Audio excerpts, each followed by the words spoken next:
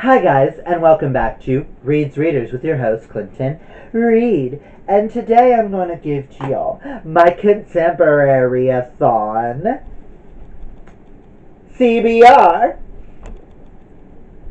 I decided I wanted to do Contemporary-A-thon, which is the week before my Readathon, Fall into Reading-A-thon. If you haven't seen it, check out my channel for the announcement. Hi!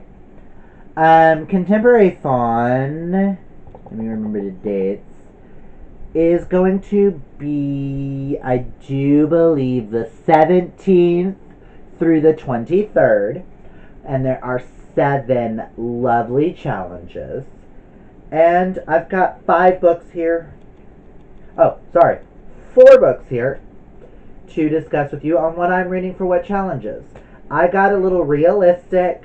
Work's been a little hectic and a little crazy. So I chose books that I'm interested in. And I'm not the biggest contemporary fan, but I have 2 books on here that Julie at Pages and Pens suggested as really good contemporaries. And she's been praising about these for a while. And her, Chelsea at Chelsea Darling, or Natasha at my my reading is odd. These 3 ladies are hosting the Contemporary-A-thon, and they've never steered me clear from books. And I just happen to have 2 of the books that I bought recently because Julie suggested, and she's the one that introduced me to Wicked Deep. And oh my god, it's one of my best favorite books of the year so far. Listen. So let's just get into this, and I will show you some of these books represent multiple different challenges. There's technically only one challenge I'm not doing, and that's because I do it all the time, and I thought these other challenges were a little bit more important to accentuate my reading habits, if that makes sense. Challenge number 1 is to read a contemporary with orange on the cover. And for that, I chose Michael Bennett's Step on a Crack by James Patterson and Michael Ledwidg, Ledwidg,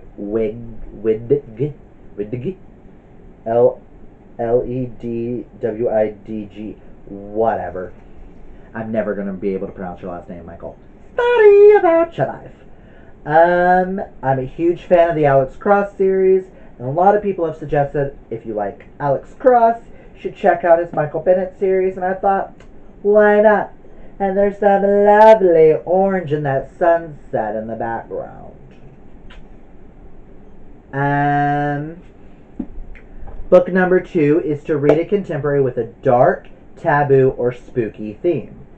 I discussed this with Julie, because this is one of her all-time favorite books, to see if it had a dark theme, and I chose The Serpent King by Jeff Zettner, which is about a boy whose father is a Pentecostal minister, growing up, trying to discover who he is.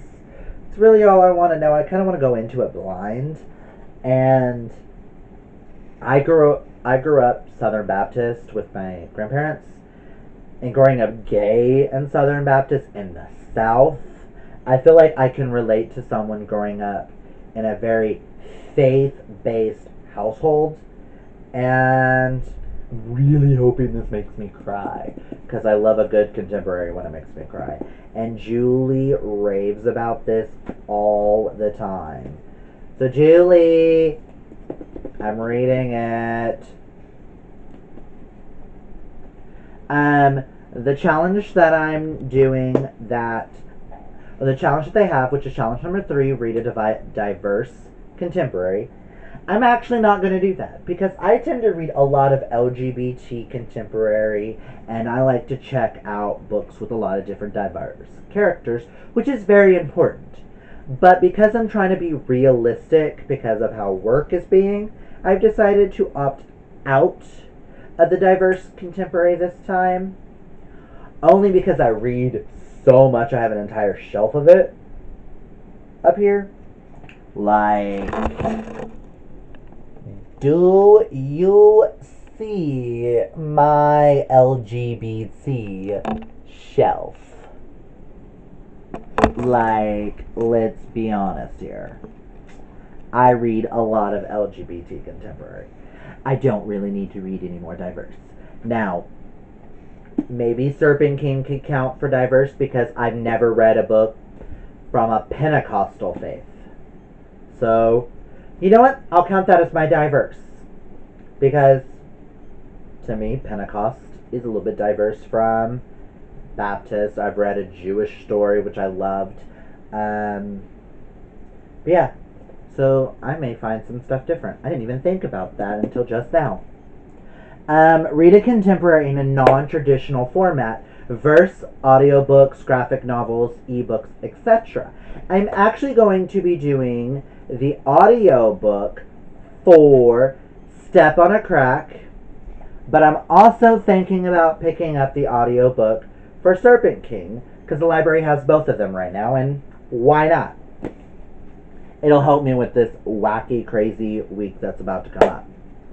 And you'll also see one of those books appear in my reading-a-thon, for the fall into reading-a-thon, because both kind of overlap. We didn't mean to do that on purpose, but it just sort of happened. Next is to read a contemporary with your initials on the cover. Letters can be anywhere within words of the title, the author name, or the extra stuff on it. Now, I chose a book that a lot of y'all are going to look at me and be like, wait, you've never read this and you're a huge mystery fan? How could you have never read this? I grew up reading the male equivalent to this. Matter of fact, the male equivalent to this got me into reading. This is a middle grade detective novel. Okay, I've already given away. But Nancy Drew's The Secret of the Old Clock. I've been really wanting to check out Nancy Drew, to see if I even like her, to see if I want to continue on with her character. I've read a few crossovers with the Hardy Boys, because the Hardy Boys are what got me into reading, which hopefully maybe beginning of next year you'll see me read some of them and actually finally finish the first original 58 of those, because that I think is going to be a goal for next year. But with some other books thrown in the middle so I don't get like too worn out. But I've been dying to read Nancy Drew. And if I like Nancy Drew, I'm going to buy the whole series and you're going to see me binge read it eventually. Because I don't care. But if you see right here, we have C in clock, A in Nancy, and R in secret. Or you can go to Caroline down here, the author. The first three letters are C-A-R. C-A-R. Clinton Allen Reed. So I thought, why not? And it's pretty short, and I've been really wanting to check it out. I bought it with a couple of other books because I'm hoping to eventually give you guys a recommendation video and rating some middle grade detective novels, seeing as those are what got me into reading in the first place, and give you like my top 10 and how I would rank them, like 10 of the most popular from old days and today, and tell you what my thoughts are on each of them and how I would really rank them and which one I would suggest for you guys overall. So I thought, why not throw this in and get started on that, because I've got a stack over there I need to get through, and you'll see middle grade detective novels throughout my next several months. And the last two categories I could really do for this next book, or I could go back to Serpent King for this. So, challenge number 6 is to read a contemporary by a new to you author. And challenge number 7 is to read a 5-star prediction contemporary. Another one from Julie is This Adventure Ends by Emma Mills. Can you just look at that cover and just see how gorgeous this is? Let me read the back so you can know what this one's about. This is one that I had to look on the back because some people like this one better by Emma Mills. Some preferred Foolish Hearts. Some preferred First and Then. But after watching Natasha and Chelsea both reading it during Booktubeathon, I thought, you know, I think I'll give it a chance. And them both liking it, they both gave it, I think, 4 stars. Julie gave it a 5 star. I think giving it a chance is the best thing. And blue's my favorite color, so that's why I went with it. Blue and greens, it's kind of got both in it. Every adventure ends, but here's where one begins. Sloane isn't expecting to fall in love with a group of friends when she moves from New York to Florida, especially not a group of friends so intense, so layered with private tragedies and secret codes, so all-consuming. Again, if I could speak today. Yet, that's exactly what happens, and it will lead her and her dad on a life-changing adventure. Heartfelt, funny, and true, Emma Mill's second novel is unforgettable. I love books that have, like on the front it says friendship, fandom, art, love, and finding the people you never knew you needed. I love books with good friendship goals. I am seriously looking for a book that sums up me and my friends. The day I find a book where every last person and the way they react is me and some of my best friends and how we interact with each other, every last one of those people are getting that book. That is my goal in life, is to find a friendship group that resembles me, Lawrence, Jay, Chantel, Melody, Katie, Candy, and how I react with like all my friends, like my closest knit of friends, or even my work group of friends, because we got a wacky set of people. Macy, Case, I keep wanting to go Casey.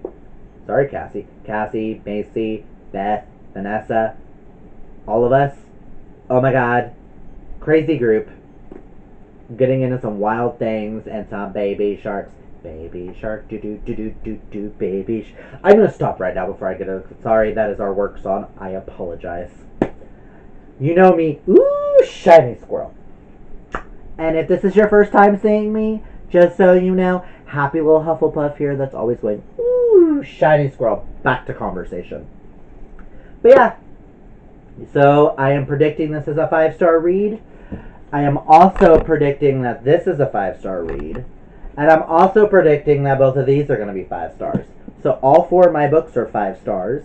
And new to me authors would be Stephen King, The Serpent King, Adventures Ends, and I'm pretty sure Caroline Keene would be a new to me author too. Not 100% sure on that one, because I have read the crossovers with Hardy Boys and Nancy Drew, and I don't know if she wrote those or if those were ghostwriters. So if you know the answer to that, link it down, comment down below and just let me know. But those are the 4 books that I'm hoping to get done during Contemporary-A-thon. Got some great choices, Julie. I said I was gonna do it. If I hate them, I swear to God, your head on a platter, woman. Kidding. Where am I? But yeah, that's all I've got to you. If you like this video, hit that thumbs up. And if you haven't yet and you love my wacky, crazy self here at Reads Readers, hit that subscribe, because all my videos are just as crazy, just as wacky as this one right now, and very much, ooh, shiny squirrel. But that's all I've got for you today. Remember, kids, reading is what's fundamental. Until next time, bye.